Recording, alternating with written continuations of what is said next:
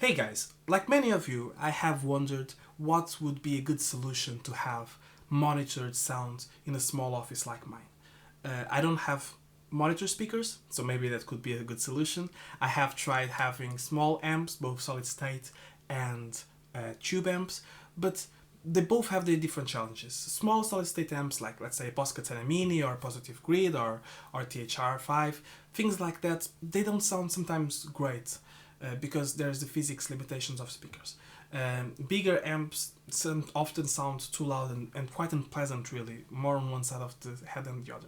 So, because I already had a PA speaker that I use for my gigs to use as monitors or out sound tops, I decided to bring this to my office and use it connected to my Line 6 Helix. Maybe you have maybe a Stomp or any sort of cheap model or anything. The guitar sounds are so good these days. Or even just playing through a sound card into your computer and you want to hear it back.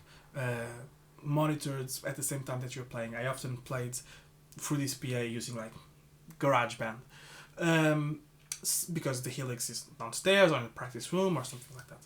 So that's my proposal, using small PA speakers. This is a RCF 310, so it has a 10-inch sub and a tweeter, so I can use it to monitor my own voice, to monitor guitar sounds like I'm doing right now. Let me just show you. This is a Bolt Guitar UK, a Thunder Road in lovely black. I'll tell you more about this guitar one of these days. I have the interviews of the makers, the owners of these brands, on the channel, but this is a Telecaster sort of style, and I really like it. So, neck pickup,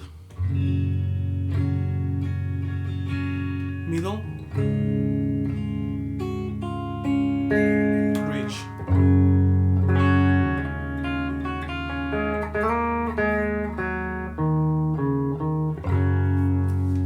Right? So if it is pushed,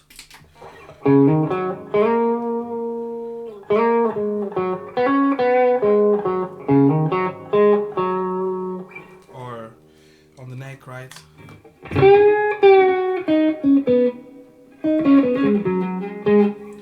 Or on the bridge.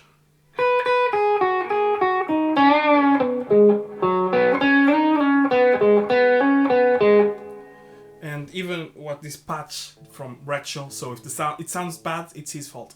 Although I did change something.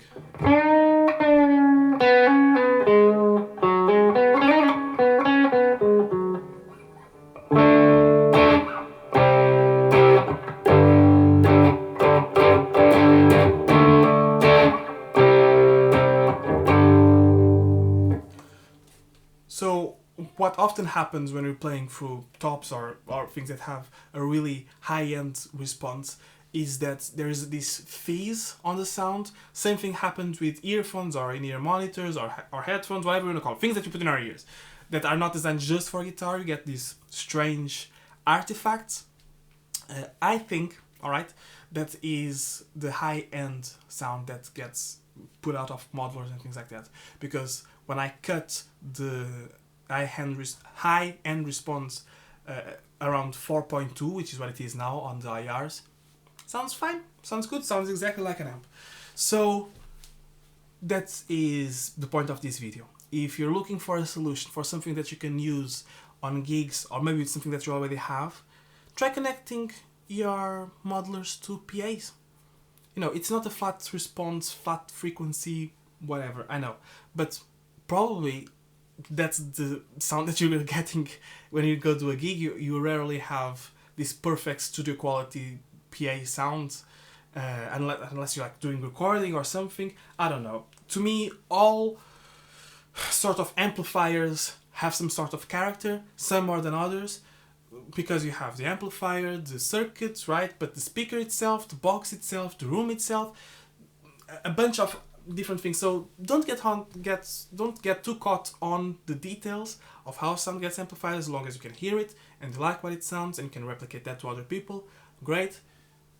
PA speakers work fine, even smaller ones, and then you can use that as in a party, at gigs, DJing, whatever else. These are multi-purpose tools that anyone can use. And now it's night time, so the video quality is even worse.